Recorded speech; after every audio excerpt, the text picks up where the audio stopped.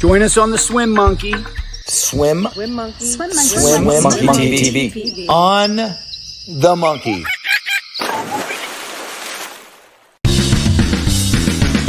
Off the blocks into a 2-day practice. Butterfly kicks and the hardest sport there is. Racing starts and don't breathe off the wall. If you want to make it to Olympic team at all. Flip, turn, streamline, Florida swimming. Under the flags and dry land training. Long course season and Caleb Dressel. Short course season, Elizabeth Beisel. Tune in now to the Swimmer Joe Show.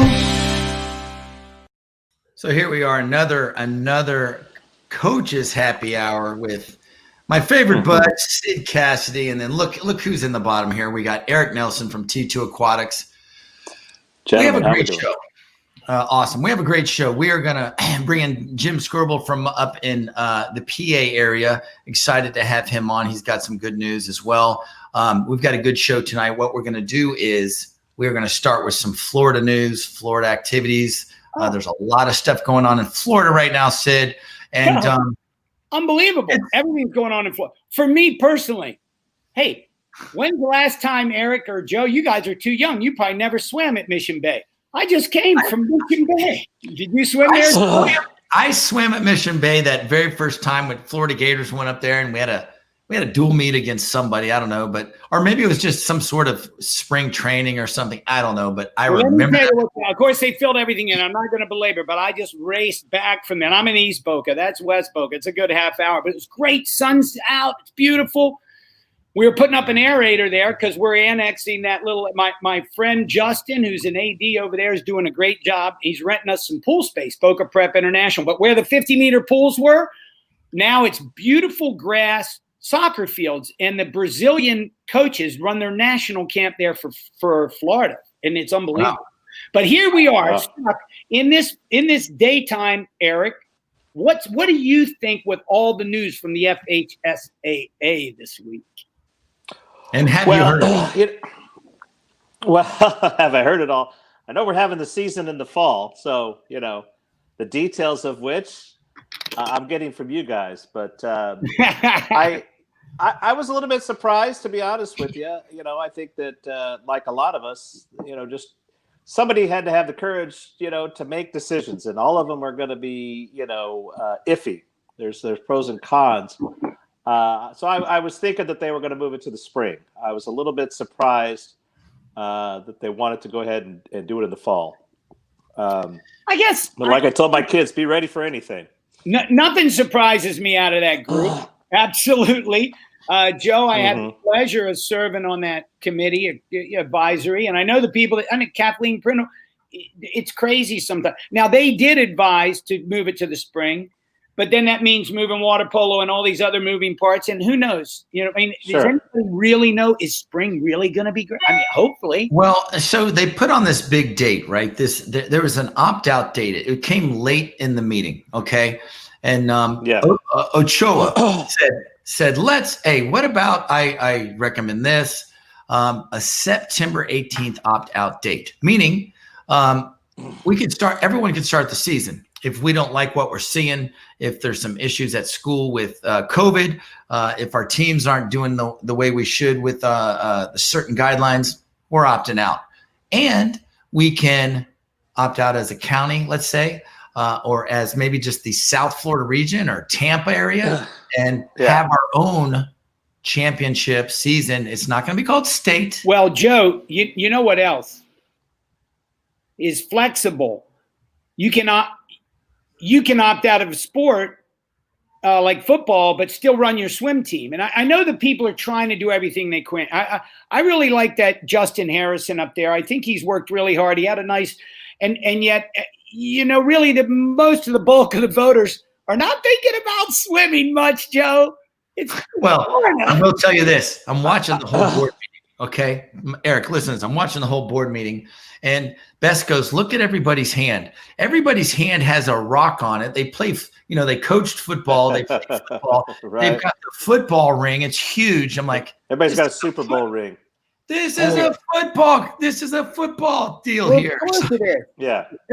Football's what we love it. It's great. And I get it. But here's where we are. Swimming, cross country, And they can't even do bowling because they can't get any bowling alleys. Swimming, cross country, and golf are the 3 fall sports that are going to have state championships. Mark it down. I said it today.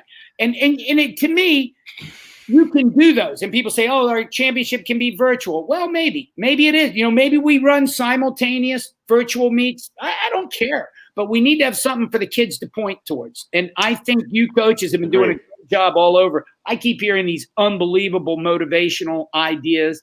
I know, Eric, you want to get your kids as up for some racing as soon as you can, right? Yeah, the kids have done an amazing job of training without a known, goal. It's been so nebulous, up in the air, and they're still dedicated and they're still working hard. And but it's time for them to get to some reward. So I'm hoping that everything goes well. I was hoping they would have some ideas on how they were going to run it, rather than just say, "Hey, we're going to do it." Is it going to be just like always? Are we going to split the boys and girls meet up so there's half as many people? Are we going to modify the state series? Well, there's a lot of coaches on here. There's a lot of swimmers on here. I'm sure FHSA is watching and other people are watching. And, I really think that, and I don't know why this hasn't been brought up, because this is the year. Maybe this is the year we add qualifying times. That way we can have qualifying times. We don't have to have these district and region meet and get everybody together. We have the smaller dual meets, tri meets, whatever. Yes, there's plenty of officials, and I know we have officials watching because they're chiming in right now. So have enough officials to get the times to do these times, Sid. We can do it. I see Jen Gosline putting in that Lakeland area is still out of the water. And she's one of the movers and shakers. She runs that great clinic every January for all the high school coaches in Florida swimming. And I'm telling you, you're correct, Joe. This is our time. This is when we should make a change. I remember Jack Nelson telling me about that gas crisis, and I was in Delaware, but in high school, but that's when they changed to the fall season, right? Swimming used to be in the winter. When you guys were swimming, it was in the winter. And then we had some gas problems. Oh, we're going to lose the pool. We can't do it. Move it in the fall. So maybe I don't think we'll ever get winter swimming back, just because so many of the northern schools really rely on pools that don't have much heat or no heat in the winter. And so if we're pushing it as it is. We moved it to spring. That was the thinking, like everybody that wanted it in spring. Yeah, but we can definitely create a new state meet. We can make – you know what my son Quinn said? Joe and Eric, tell me what you think about this, and I'll shut up. He said, if we get this and they're giving us all this flexibility, there'll be no penalty. You can opt in September 18. You can opt out. You can join in and not get a penalty. You can have 0 dual meets and still go to states. That's all right. It's unbelievable. Why not FHSAA selected, if spring is beautiful, have all our other meets in the fall where we do, or the state meet, but then have that meet of champions, Joe, we've been wanting, where we take the top 4, top 6 out of each of the 4 divisions. Just saying, this could be a year to sneak. Make a super state meet, Sid? In the spring. He says do it in the spring or do it in February. And it's the last FHSAA swim, whatever. We have a swim meet in February or March. Since they're, everything's wide open, it's all, why not? We could get that meet, and the kids could represent their schools, and we could have a super state meet. Eliminate the relays, right? Just go individual events and go for every individual event in high school. I mean, I'd love to do the relays, but I think it's going to add too many people and too much confusion, And yeah, it's a mess. Say take the top 4 out of each division. You took the 4 out of, whatever, and then roll it out so you fill it with the next X fastest heat, and it's a real state meet. Really, I would love to do a real state meet for sure, because then you can go, we won state, and I think that's pretty cool. Anyway, what are you thinking, Eric, on that? Well, I think it's the time for creativity for sure, and opportunity. I think the district meet and the region meet and this is probably not very practical. Let's be pragmatic. Let's get the fastest kids there. you could qualify for state, and then you don't have to focus on the districts. You don't have to focus on the region to make sure you're hitting the triple taper just right. You can start to focus on the state meet and be at your best there. And I think that'll be great for all swimmers. And then if that is so successful, and like you guys are saying, have a super state meet a week or two later, or the teams from South Florida might need more time, but the high school season, all of us like it. It gets kids enthusiastic, and you got to be good. It does. You got to be good. Brent Harkin just said. He's one of your competitors over there. He's a smart guy. Yeah, he's a smart guy. That's Brent right there, baby. Mike Murray's talking about, we can just focus on club. And you know what? If I'm Pinecrest, if that's what my school tells me, that's what I got to do, then you focus on club. But if we've still got a chance to salvage this FHSAA, and you're right, Eric, Joe, be creative, do something different, have fun. Why not? Because when you involve those school systems in schools, and especially this year, people need something to grab onto. We do. All right, so coaches, people that are online watching, if you guys want to tune in and click my face, and you can certainly chat away all you want. Also, we're having a great conversation with Eric Nelson and Sid Cassidy about Florida high school swimming. And we also got to talk about, guys, and this high school thing is not done because it changes every 4 days. Like our AD wants to talk to us tomorrow because I don't know what we're doing. So that's something tomorrow. And then I'm sure something will happen next week. But let's move slightly on to the club scene for Florida real quick. And then I know that we have Jim waiting in the wings. So in the wings. So listen, let's talk flags, and let's talk senior championships, and let's talk sectionals. Okay.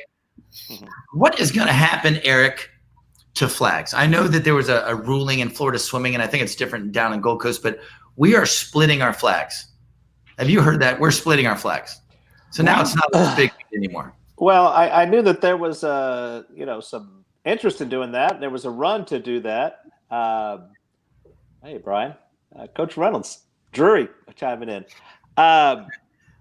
But yeah, it seemed like I think it's a good idea at the age group level. I think you're going to have 2 11, 12, 500 freestyle champions, and it'd be great.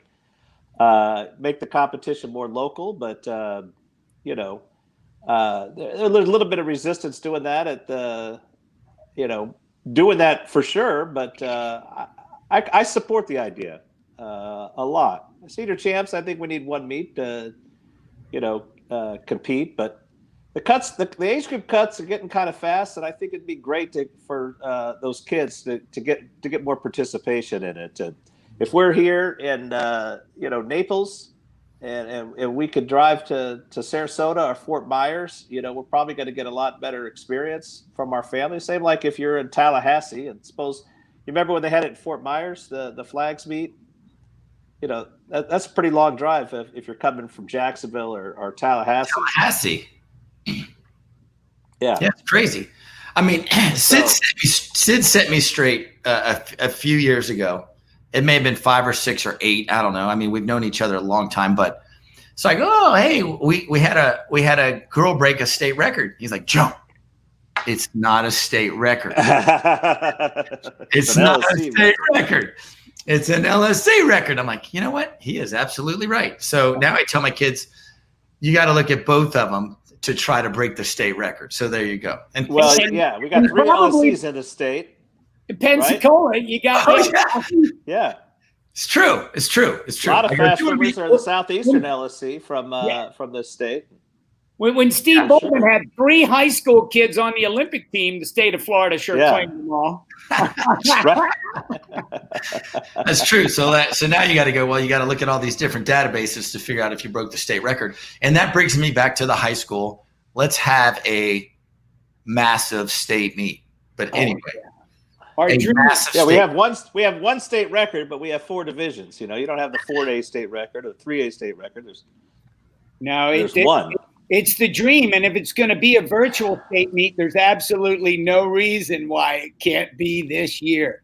You know, Kelly Doucette, if you're watching, let's do it. I mean, well, Kelly, here's an idea. So you just do time standards, like you say, okay? And for health reasons, like Jen just brought up a great point. Martin County this week, they've been skyrocketing, and Palm Beach is going down. And they had some issues over there. There's places, so we don't know. But let's say we find 4 or 5 or 6 good pools, maybe 3, where you can run it at the same time, maybe not exact moment, but close enough. Like you try and get it, and it doesn't matter what division you're from. So if you're a 2A, like I could also invite Gulliver up. They're 2A. They could swim in the 1A and the 4A. Maybe Boca High could be in the same little area with us. Like we'd be a smaller meet, certain time standards, only elite, no relays, which would hurt us, but because we love the relays. But South Florida is all about the relays. Have you guys seen the South Florida people come out for relays? All right, go ahead, Sid. Okay, so let's bring the relays back then. I know we're going to have relays. I love relays. We're going to do the relays. Whatever. Tony Ackerson from Seminole is going to want those relays in there. Hell yeah. They're always be really creative. good at those. Find a way. We'll tighten up the relays. Only the top 8 relays go. That's it. Whatever. We can work with it. We can make a very safe meet, and we tell the parents, sorry, you have to watch on video. If you got to go that desperate, or one parent per kid for the event they're in can come in, or work it out. So you remember when we had it at Gainesville? Was it Gainesville? Or no, maybe it was in New Jersey. I know it was when we were Rutgers. It was like all the parents would go out. If they had kids in that event, they'd all come in, and then they had to wait outside. It was unbelievable. It can be done. Now, Joe has been around, I guess, most consistently, but 1 year there was a hurricane. This is before I moved to Florida in 2008, and they had to do this exact scenario. They had to combine all the meets into one meet, right? Mike Curley was telling me how, his girls medley relay almost missed the event because the place was so packed that he had to form a wedge. He was like an offensive lineman, and pushing people out of the way. And what year was that, Joe? And I think the meet ended up in Gainesville. Yeah, I don't know. That was 04 or something. Yeah, I like Mike Murray's comment. 04 was the big hurricanes, right? It was Charlie, and they crisscrossed Florida. So it was 2004. But then Mike Murray, I see Mike Murray's comment. That's pretty good. Bess, if you could put that up. Yeah. So we'll come back to Corey. Now, he said time standards. It's a virtual bubble meet division, right? So you stay in the safe area. You don't even need to do an overnight in a hotel if it's, for most. I would think. I know some of the northern teams, competitive. You could name an overall champion. We can still break it out by division. You live stream the meet. You build it up. You could even sell advertising to it more. You maybe make more money than you're going to make at the gate. So FHSAA, if they'll allow us as the Florida Swim Network / Swim Monkey to show them how to do it, we can make this thing in November real special, Joe. Oh, hey, the monkeys can run it, okay? We're going to be can run it.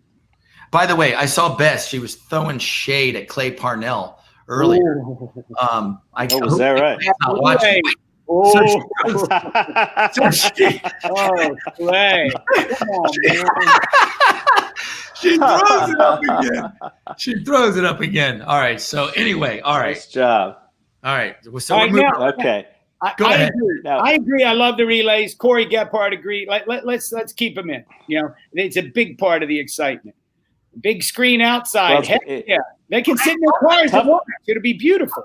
I love the big screen. You turn to a certain radio station, whatever. Yeah. Oh my gosh, it would be so awesome. That would be easy to do, by the way. That would be so easy to do. Yes.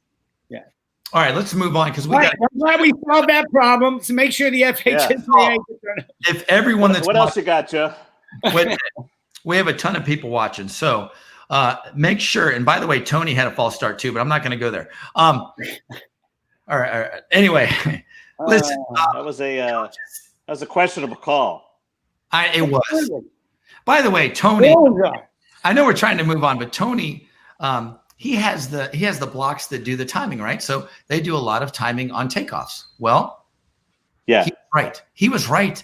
His kids had a good takeoff. Well, I guess that doesn't count, Sid, because he got DQ'd. Don't get me started on relay. That's another show. Okay, another show. Anyway, if you guys want to chime in. We've got a great show coming up. I want to talk about real quick. We got some Florida news. ACC finalist Katie Mack from NC State. She transfers to UF. She's a 3-year. She has 3 years left. Super fast. She's gonna fill in where Sheridan Dressel left off. She's pretty much good in every stroke except for breaststroke. Okay, so she can do well in every stroke. So that's a huge pickup. What high school was she from, Joe? I don't know. It says she's coming back to the state, but I don't remember her. But she's who coached her? What club program? I don't remember either. But that's awesome for Florida. Yeah, that's good for them. Yeah, I mean she's 22 up for the Gators. Oh yeah, huge pickup there. So that's pretty cool. Face to face, guys. Face to face in Orange County, and I don't know what it is down South Sid or over down in Southwest, Eric, but face to face starts Friday. So everybody's been online for a week or two. They're going to start face to face. So either one or two things can happen. It's going to be okay, right? We're still going to have the normal COVID positive test, or it's going to go way up and something's going to happen, and there goes all the sports in Orange County. So that is starting Friday. Eric, when do you start face to face? 31st of August. Okay, so we will be the test dummy, and we'll let you know. Sid, have you heard about face to face yet? Oh yeah, no.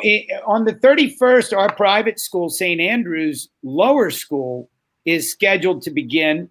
As long as the numbers keep trending, we got a really good plan. Our athletic director Craig Ashley did an unbelievable job putting our stuff together. They better have it all. But then the upper school is the 10th of September. The middle school is the 8th of September as of today. That's for in-room classroom, and they can choose. Palm Beach County is going virtual for now. They're all virtual with all schools for now. And then they'll be, every week, like living our lives week to week. What else have we? I know, some of the private schools, like Lake Highland has started, and community school here in Naples started Monday, and Episcopal started. Yeah, Zukowski, the 24th, I'm pretty sure King starts face-to-face. There's a number of schools in Palm Beach County that are going. Berean Christian, some more the private Christian school. Obviously, the public schools have to follow the state or at least the school board, the school board. Yeah. All right, so it's going to be interesting in the next week or two. If you guys are watching, obviously stay tuned to the Monkey to see what happens over the next week or two. We're going to talk about everything that's going on face to face, who's in, who's out, all that kind of stuff. Last thing before we get to Jim and the main meat of the show, the national team guys came out, and there's 4 girls from Florida and 8 boys. Okay, huge. There they are. 12 swimmers total on the national team. Obviously, Dressel, Lochte, Melly Margalis, Kinsey McMahon. It looks like you have a list, Eric. Yeah, not the list you got up there. Okay, so I got Eric Katz. I've got Austin Katz. I've got Emma Wyant's there. Emma Wyant, of course. Good representation from Sarasota. Yeah. So there's a lot of great Florida swimmers. I mean, look, 12. Mitch Dorigo. Yep. Right. And it was Austin and Eric. Bobby Fink, no? Yeah. Yep, Bobby Fink. Good. So what do they do? And we're going to bring this up when, there it is right there. Bess has it. Elise Hahn, Melly Margalis, McMahon, Wyant, Diarigo, Dressel, Bobby Fink, both Cats boys, Lochte, and Ryan Murphy. There's your boys list. Oh, no, that's everybody right there. So that's good. That's got them both. That's a nice group, man. Florida. Let's hear it. Florida strong. And which brings us to this, Sid and Eric, because we got to get Eric out there, is when we go to Tokyo, we will have a Florida house, and we do expect all these people to join us at the Florida house. So you heard it here in Japan. It's only halfway around the world. Save up your money now, and we'll see you at the Florida house. We will be live 24/7 at that place. All right. Let's bring on Jim Skirboll. Jim Skirboll is started Racer X a couple of years ago. His team has grown huge. There he is. What's up, guys? How's it going, Jim? Welcome aboard.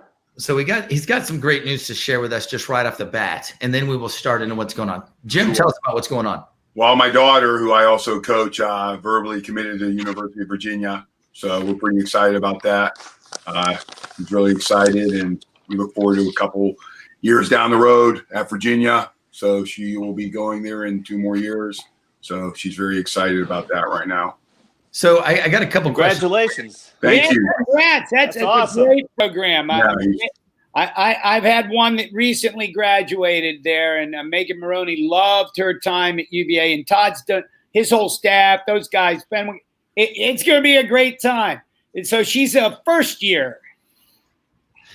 So, okay. So let's talk about VA for a second. So a couple questions. Why did she pick that school? And then my second question is probably COVID related, but why did she commit so early? And people are doing that nowadays. It's not out of the question.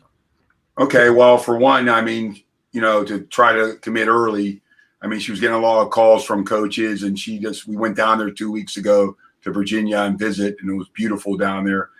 I mean, she fell in love with the coaching staff. Todd made her feel at home. He's very motivating. Not saying that all the other coaches that talked to her weren't, but she just fell in love with the place. It's a 5-hour drive from my house. So she probably is real happy that we can come down and visit her all the time. That's a joke. But she's pop in anytime. What's that? You can pop in anytime. Surprise visit. Yeah, exactly. She'll love that.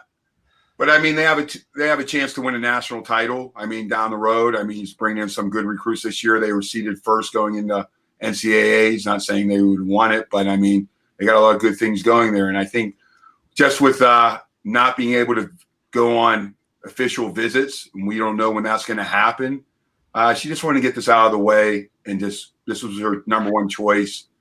And just, all right, we're done. Now I can concentrate on swimming, so she's pretty fired up about that. And she's excited, so I'm glad for her. And what year in school is she now? She will be a junior. Okay, so she has 2 years left, and she just and you were down there a few weeks ago. Yeah. I didn't know that these places were open. Well, it was an unofficial visit. We just went down there to visit, to look at the campus. We didn't see any coaches, so we just walked around the campus, got lost a little bit. It was about 98 degrees, so it was a lot of fun. And I mentioned I was talking to Jim earlier this week, and I said, the best, because I went on a trip with Jackson to Washington, and they took us up to Thomas Jefferson's place and all that kind of stuff. And I'm like, oh my God, it's the best fried chicken in the world. Halfway up to Monticello, you got to stop in there and get some chicken. Yeah, it's been around for 200 years. So anyway, that's when your stops. How about here's to your daughter and to our happy hour, Joe? Yeah, there we go. I love it. Happy hour. Cheers. Cheers. Good luck to all. We finally got Sid off the wagon, so he's back on. So now not off the wagon. Good for you, Sid. No, I'm Sid. Sid's on the wagon. He's lost like 30 pounds. The guy's he's got a 6-pack. All right, of beer too. So. So listen, the meat of our show, I want to talk about race prep real quick. Okay. So and this is a broad question, but there's a lot of different ways that you guys, all three of you, prepare a swimmer for, since we're talking about state, how do you prepare them mentally, physically, and let's just call it a week out. Okay. I know that everybody trains real hard and they're a week out. Maybe it's 10 days out that you start doing something special. So tell all the coaches online here, there's a ton of them. Tell them what you do, just to give them a little input here and there. You don't have to do any trade secrets, of course. Because I know you guys have all your trades. But I mean, what could be helpful out there in the world of getting a kid ready to swim? Sid, talk to me, my brother. Well, Joe, the number one item that I try to do the last 10 days, 7 days, 5 days is mental belief. And it's so much easier, as all these coaches or everybody knows, when they've done the work. So you gravitate towards dropping these gems on your leaders, on the people that have bought in and been there every day. And it's like I heard Joe Montana on a radio show. I heard him on the Barstool, and he was talking that he's a Guinness guy now. He's doing a Notre Dame Guinness promotion. But he was talking about walking into a test for these high school kids. Like, you walk into a test, you know it's going to be a tough test. But if you've prepared and you know you're going to get an A or a B, okay? You know. So you're not as worried as that one you haven't prepared for. And you're going to be, oh, man, what's going to happen? And that's what happens at the meet. So you have to go to the ones you know are prepared. And if they haven't, hopefully they'll get dragged along by some momentum. But if everyone on your team's prepared, that's when you have a breakthrough meet. That's I like it. awesome. And okay, so listen, I know that Jim races his kids a lot because I see him all over the country, and he comes to Florida a lot. Same question, Jim. How do you get your kids or keep them prepared before meets? And listen, coaches, I do see you chiming in on what you guys do. Keep them coming. We will read them and talk about them. So chime in on what you guys do. I see Zukowski's got a lot of good stuff on there. So anyway, Jim, take it away. What we do is, like on our whiteboard, we do a little countdown, leading up to a meet. I might go 14 days out, and every day I race it every day, and we talk about it. Like, first off, our number one goal is the best time. Every meet we go to, we're going for best times. Number two goal, say it's a state meet. You want to make it back for a second swim. That's a big deal. You want to come back for the finals.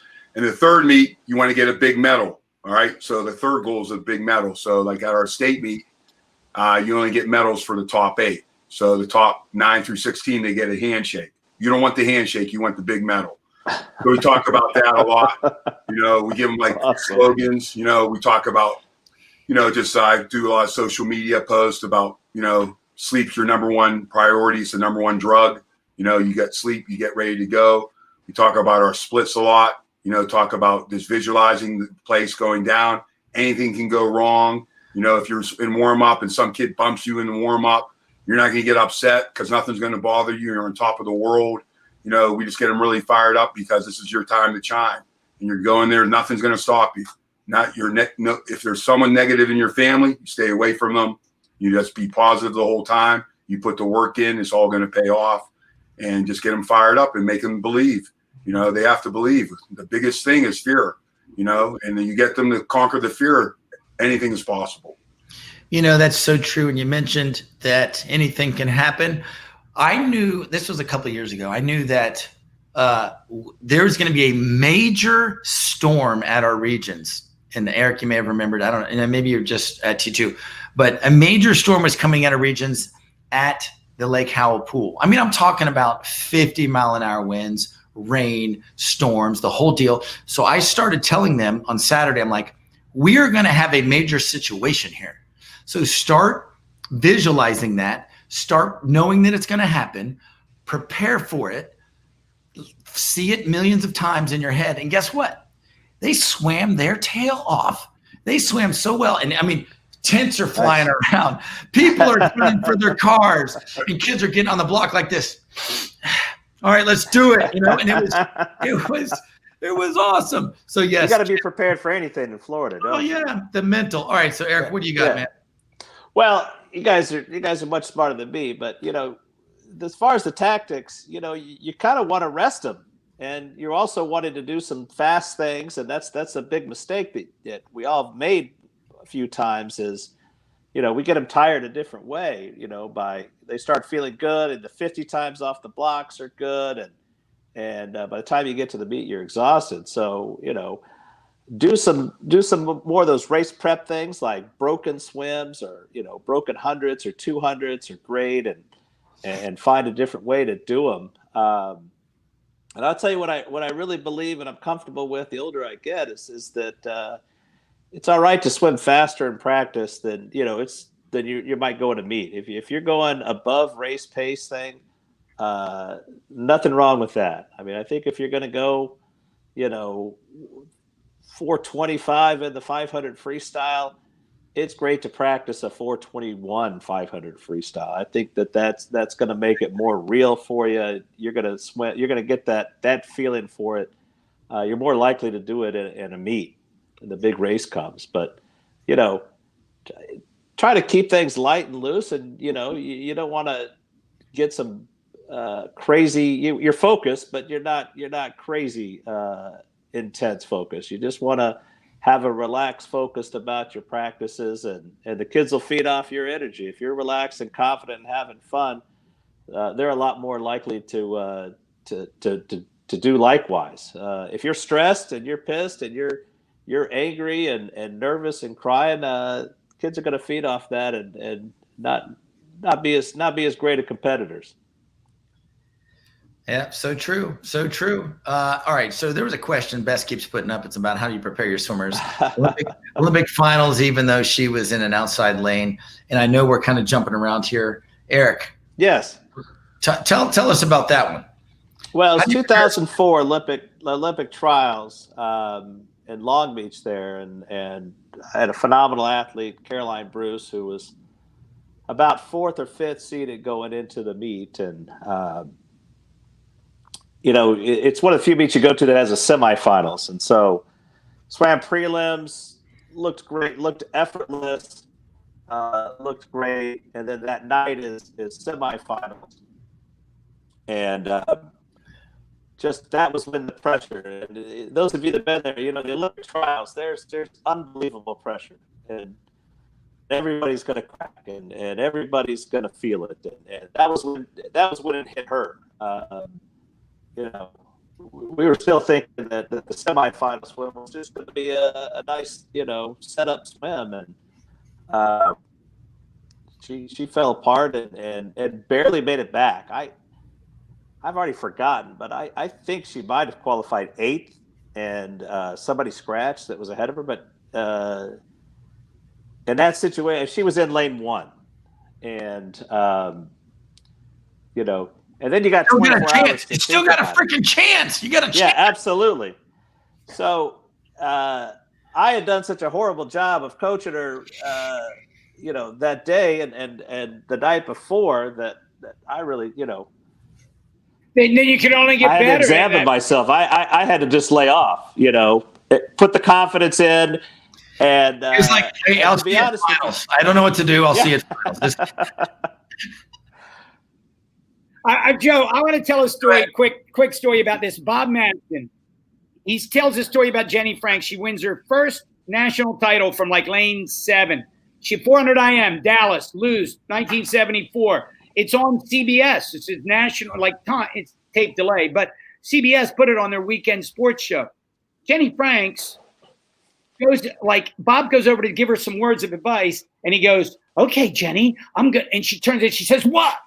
And he said, I looked at her, and I just said, "Good luck." And I walked away. Yeah. It's like, sometimes exactly like you're saying, Jim. And she goes out and breaks the American record, wins a short course 400 IM, drops her time like 8 seconds. Yeah. Awesome. You guys go ahead. Tell us what are some of the things you really want to hit? Like I used to take Seth Fairnear, Joe, you remember when he was 12, right before he broke his first national record, I'm pounding on his chest because he told me he liked that one day in practice. I'd hit him a couple times on the chest. He's like, "Coach, do that. Hit me on the chest." And I'm thinking now it's child abuse, And so he comes over to me right before he goes to the blocks. He says, Come on, pound me, Coach, pound me. I'm like, boom, boom, boom, boom, boom. I hit him like 5 times as hard as I can with my flat fingers on his chest. It gets him pumped up. But times have changed and different coaching styles have changed. And I know my style's changed. I'm more of the thinking coach now compared to the hands-on, and you can't even be hands-on with COVID and everything else, safe sport. It's a whole different world. What do you got, Joe? What about you, Joe? What do you got? I do stuff that probably Skip or Coach Prokes taught me, or maybe even Randy. I know that a lot of practices what Coach Prokes did, and he may be watching, but he would do descend sets. Like he would go 3 100s descend, or even 3 200s descend, or 4 200s descend. And he would go, "Oh my gosh, we're going to go so fast on the last one." And then he would stop us at the end of the third one and go, "All right, save it for the meet. Save it for the meet." So he would do a lot of that. So, and he would go, "Listen, you have to go 70, you have to go 80, you have to go 90. And you're feeling good. You're like, "Oh my God, I'm going to go 141 in the 200 free right here in practice." And then he does one of these. So I don't know. He, as a coach, the kids are looking for you to be calm and looking for your guidance and looking for you to be fired up about what's going on. And I think if any of you guys, any coaches do that, and I'm not talking about you three because you guys all have kids that swim quite well, just anybody out there, it's like, they just want to know that it's going to be okay and that they're going to swim fast and getting them pumped up. That's pretty much it. And then if you can calm them down, even better. So, well, that's the thing I learned. There's some kids you got to manage up, and there's some kids you got to manage down. And I used to feel like at the beginning of the meet, or maybe like Monday going into a championship, like when I was in Wichita, the Region 8 was a great sectional type meet, and get them all fired up on Monday after practice, and then the meet's still 3 days from now, and some kids are so fired up already that they're feeling stress, and it's like, learn to read the room, young coach. Some people, they don't need you to hype them up more, and it's funny. It's funny. It's great. It's on Tuesday. They go, "Oh, I feel so good." And I'm like, right. You're right. Bess brings up a good point, Joe. Eric, let's finish your story. Finish your story. Oh, okay. So anyway, Caroline's in lane 1 finals. And so I decided I tried to overcoach and I better peel it back somewhat. And she was such a confident athlete and a fun-loving kid, which is what I just love. Great athletes is they're just fun people to be around, and that just wasn't her. And so, we kind of did the same things with the warm-up to feel comfortable, the pace work, and get the stroke count, and feel comfortable. And she's kind of seeing me before she has to go to the ready room, and I had just like gotten a sheet of paper, and I did the trifold, and I wrote, like on each, third of the paper, just like one word, and confidence, and maybe one little technical thing. But man, at a meet like that, going into the final, your athlete doesn't need technique advice or pace advice. It was just reminding her to be herself, and the last one might have said "have fun" with a big smiley face on it, and I felt really good because when she saw the last one, a big smile came across her face. And, honestly, by that point, we're so devastated by semifinals that I just wanted to have a good swim. I wanted her to go to the highest stage, the biggest meet, and have a good swim. And, Amanda Beard set the world record, and, Stacey Stitz, Tara Kirk, Katie Hoff. I mean, Christy Kowal. This 200 breaststroke final was a murderer's row of great athletes. Oh, yeah. And in our situation, and Caroline's situation, Tara Kirk and Stacey Stitz were next to each other. And you just wouldn't believe how much speed those two girls had. And they just went nuts over lanes 5 and 6, trying to keep up with Amanda Beard. And Caroline was down in lane 1 and basically swam, her own race. She kind of went for it, and at the 150, I mean, she was 4th at the 50, 4th at the 100, and then 4th at the 150. So I remember thinking to myself, "This looks good. This feels good," And somebody in the crowd around us was like, "Well, she's only 2/10 out of second," and like an arrogant SOB, I said to myself, anybody in this field, we could beat by 2/10 the last 50, except for Amanda Beard, and she's gone, and we don't have to worry about her. And sure enough, poor Tara Kirk and Stacey Stitz. I mean, they just died. They just killed each other. This beating up on Berkeley thing, out. trying to and they were fading, and she didn't know it. Caroline just. Because they're way over there. She was down here swimming her own race, and that's awesome. History to both, and just history now. Yeah, and boom, she hits the wall. What was her face like when she looked at you? What was that moment like? What was that eye-to-eye contact like when she looked at you? Well, you remember, you're a million miles away in Long Beach, but after you cried, go ahead. She looked up at the board and was looking for her time, and then because the scoreboard's way down there, and then she looks back at the touchpad, and then she kind of did a double take, guys. She looks back at the board, and instead of a 2 by her lane, it had the Olympic rings. Oh, and so cool. you know, yeah. So yeah, everybody was, you know, I was kind of like Jim Valvano after, you know, remember when North Carolina crying State, like a baby, crying like a daggum. You're running around looking for people to hug, and you know, the very first person that stopped me was Greg Troy. Nice. And he's like, you know, you got to go. You've got to go. Yeah, I was like, I don't know. Just happened. I don't, you know. He's like, you've got to go to the meet. You've got to go experience it. She needs you there. You're gonna go. Gosh, awesome. So there's a Florida tie into this story, of course. Of course there is. Doesn't need to be, but that's cool. Oh, That's yeah. an awesome story. All right, so listen, we got to move on. We had a lot of stuff. Oh, there you go. Yes. What does Coach Jim say to his daughter Zoe before her races from his good friend Jonathan?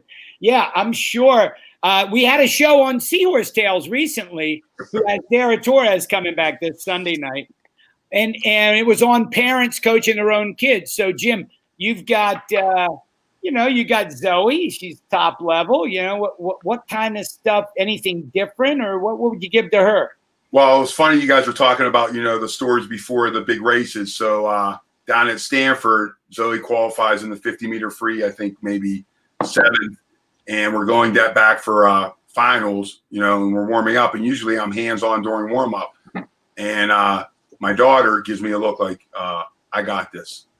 And she just warmed up on her own, did her own thing. And I go, you need me? She goes, no. And I go, she's gone. She was locked in, and I didn't say a word to her. I was like, in my head, I'm like, I don't know if I should be mad or just let it go. And I was just like, let it go. Just let her do her thing. And sure enough, she made the Olympic trial cut. And it was a great feeling. And, you know, sometimes you just got to let the swimmers do their thing and, you know, step back and let them do their thing. Sometimes they know more than you know, about and you know what? and you know what? You guys are such good coaches, is that you've taught them that. So they know how to do it because you guys are such good coaches. They don't need it all the time. They need it a lot of the time, but they don't need it all the time because you've taught them. Now listen, I only want to talk about this 2 minutes, maybe a minute, before we get to the rest of the stuff. We have a lot of stuff. So Jim and other coaches, the tier meet this year, the 2 tier meets that are this fall, and Jim knows what I'm going to talk about. And the U.S. Open is undecided yet for cuts. The tier meet is Olympic trial cuts. Okay. So no one that is within 1, 2, 3 or 4 tenths can go to that meet. Okay. So they're out. U.S. Open, they haven't decided yet. There's a board meeting tomorrow night with USA Swimming to decide the cuts for U.S. Open. Okay. So what happens if they say, okay, we're going to Olympic trial cuts there too? Well, you look on the schedule for USA Swimming, there are no meets at all for any prelim final big meet where kids that are 1, 2, 3, 4 tenths off to make a trial cut. And you know, Sid, that those meets are big. Excitement wise, you feel like you can swim fast at a tier meet, even if you're a little tired. You feel like you can swim fast at US Open because it's in Atlanta and it's the big stage and you got the big screen behind you and there's noise. What do you do now if you have 2 or 3 kids that are within 3 tenths? What now? He's muted. You're muted, Sid. I got so many cars going. This is my garage car. It's my studio. I mute myself.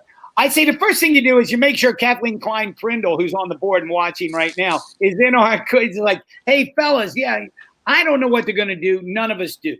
I think, Joe, for those kids that are so close, and like we're so close to having that spring meet where they might have been able to pop, you know, certainly. I mean, every team might have a couple, I know, where we were looking for those. So you regroup and you go, well, Olympic trials, the experience, if they really want to get to those numbers, USA Swimming will do the right thing tomorrow night. They might, I would suggest that they not make any firm on what we're going to do with those until they really know if we're going to have any meets in Atlanta. I would love to go to Atlanta, but you know, if Georgia's not open, you know, I'm I'm the positive guy. I'm believing we're going to be there. I still am hopeful, but juniors is already a wash, right? It's going to be a virtual meet, something like that. We heard from the FGC this week. I might have to check my notes, but the Open is still going to be decided. Is that where we are?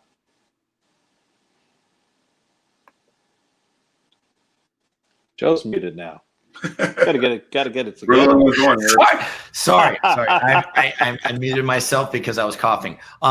That would be horrible if we did the juniors meet. It was canceled. That would be horrible. Bad news. We just need to figure out a way that they can swim safely. And you know what? You could spread it out during the day. Spread it the frick out. Well, what I might try to do is have a meet out in Ohio, just run out a 50-meter pool. And final invitation at Spire Institute. Yeah, Spire or Joe, West Virginia, if they let us.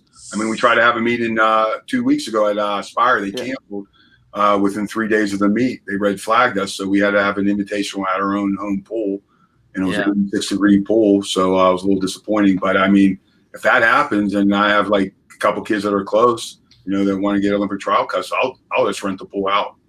Now, what about the Florida swimming, like the Olympic trial qualifier we had this year?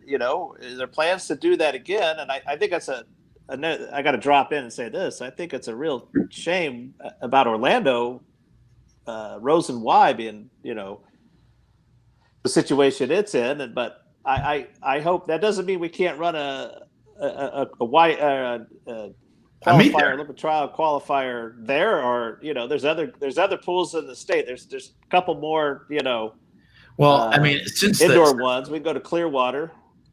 Since the Y pulled out, who do you rent the pool from? That's the issue. Who owns that thing? That's number one. Sid's got a smile on his face. You have to talk to an Orlando guy. I'm here. I have no idea. I want you to find out. The people need to know. Tony is saying I think Tony Ackerson is saying Patriot. Well, Patriot hosted a meet last weekend, and I know you went, Joe, and that's the fastest pool in the state, guys. If you want to make a trial cut, go to Lake Brantley. Hey, I don't know. I think Clearwater's pretty fast too. Actually, I mean, I know that the city's pretty tight on how many people can be in that venue, but sure, that pool's pretty quick too. But all right, listen, we got to move on. It's because one thing Mark Hesse said, I think, is find a place to race. Does anyone really think we're going to be able to have a meet with 1,600 athletes and 15,000 spectators next June? Mark, I have to believe that. I have to believe that we will. And I don't know. I mean, maybe I'll come eat these words, but I just got to believe that there's a way we're going to have this. And I can't say I'm a scientist or a doctor. I have I just, in my heart, I got to believe that sensibility, if everybody's saying there's going to be a vaccine, blah, blah, blah, blah. We don't take vaccines in this family. So I don't even know. I guess maybe I won't be able to get on planes or do my thing if I don't know. It sounds so much like you're going to be coded as a person. But I do believe USA Swimming, and I believe in the organization. Have they had faults? Sure, we all have. We're all human beings. We're made up of volunteers, but it's the greatest volunteer organization that's ever been out there for sport in the world. And we are going to find a way to get it done.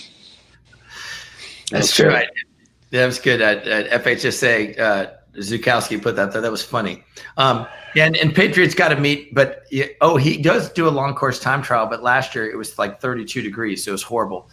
All right, listen, I know that you guys prepared probably a main set. Just give us a quick set that you guys do. We have about 5 minutes left. We'll just go with Jim and Eric.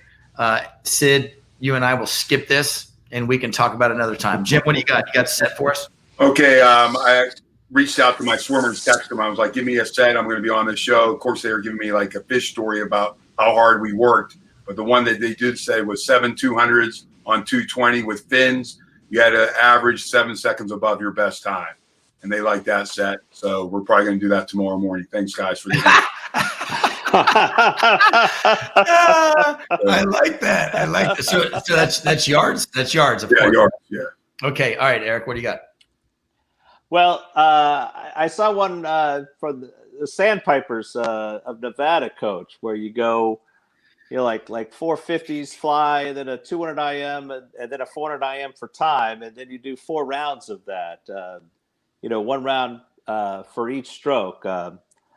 I really like doing stuff like that. I try to back off the really killer IM sets anymore, but I like the idea of going, the 200s where you're trying to go maybe 175 and beat your best time or your goal time like 10 times through. Usually we'll try to do something 1 week like we did 10 100s best average on 120, and then next week we're going to go 10 150s on 20 seconds rest best average and try to beat your time from the week before.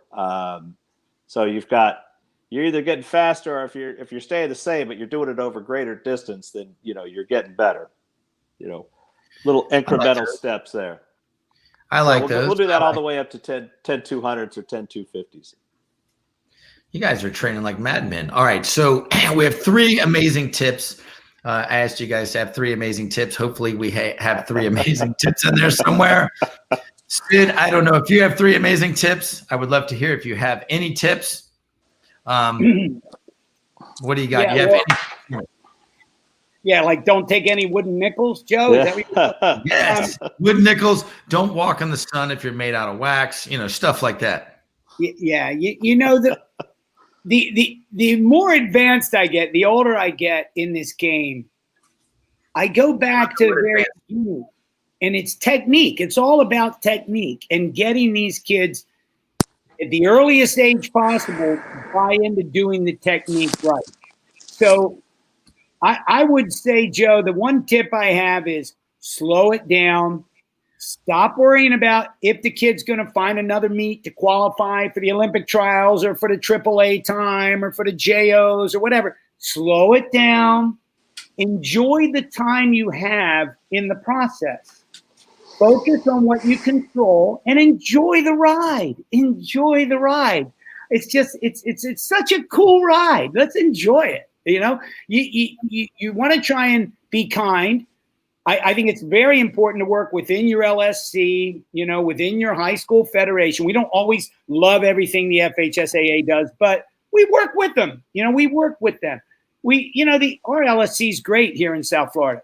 I just love the fact that we've got such good leaders, and the kind of like the coordinated effort of USA Swimming Clubs is at a high level, even with this pandemic.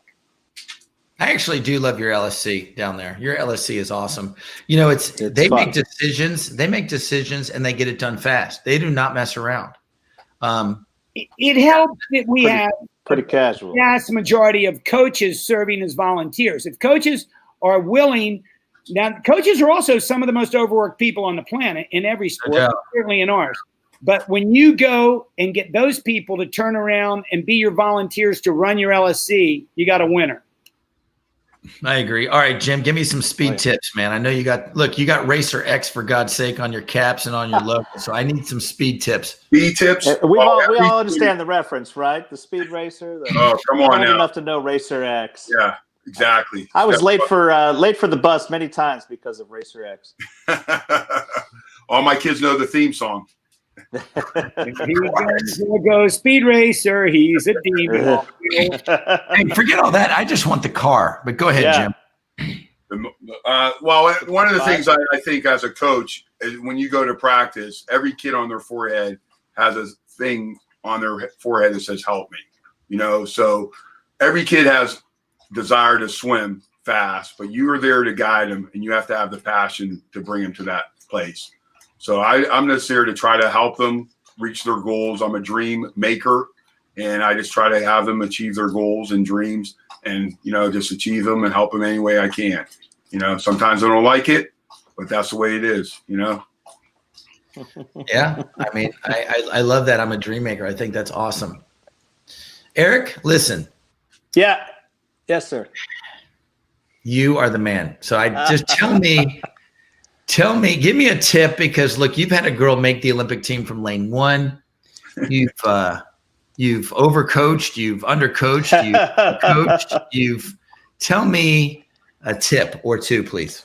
Well, I got one that I definitely stole from Randy, because he had so many great swimmers, and one that stood out is Craig Beardsley, and talking to him about butterfly, and you expect to hear 10-400s fly straight and negative split, and he's like, a lot of 25s and 50s. Like, hey, Randy, could you repeat that? Shut up. I think in your butterfly and your breaststroke, practicing crappy technique is really, really bad. And so if you're 400 or 500 deep in it, you're screwing up, and you go in 50s and 25. And, we don't do a lot of 25s, but yeah, we do some. Repetition of shorter distances is better than a few of really long distance in those two strokes. There are some flyers, and when I was at Highlander, Carly Lowe made the Olympic trials. She could go any distance to fly. There's not a lot of kids that can train that way and be really effective. And it's a win when they're going good tempo, good technique, and if that's shorter distances, and make the rest short as well, and they're going to get better, and they're gonna do that in a race and make you a lot happier. Joe, I get Eric. That's awesome, and I think a coach that would love to answer this question. Who I'd like to ask it of is Coach Bruce Skirboll. And guess what? What? Bruce is going to be on our Monday night show, Stories, and he's going to be telling some stories. He was a teammate of mine, I was his captain when he was about a 14 and under. And then I coached him when he was swimming in Michigan in the summers. But didn't know that. In for that one Monday night, Bruce Skirboll. I'm going to ask him that same question, Joe. Well, guys, I certainly appreciate your time tonight on Coach's Happy Hour in 3 minutes. And I hopefully we're back here in a month all together and saying, oh my gosh, things have gotten a little bit better across the planet, or at least across the United States. And we are all swimming. They've added a few meets that we can qualify in. Our kids have all gotten better because we've slowed down a little bit and just gotten better. But anyway, guys, certainly appreciate all your time, and yes, cheers to all of you guys, coaches that are online. Sure. Thanks for joining us. Great honor to be on this with you guys. Thank you very much. Stay safe. Yes, we have a lot of shows on Swim Monkey, man. We have them every single day almost. And actually, Mark Hesse's chiming in. We're going to get him on a show. He's going to be having his own show here shortly. So that is. Oh, that's no, we're not kidding. That's breaking news. No. We're letting it out.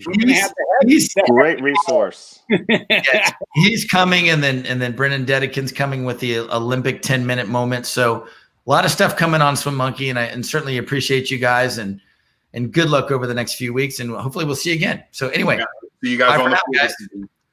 Yep. Right on. See you guys. Join us on the Swim Monkey. Swim Monkey. Monkey TV. On the Monkey.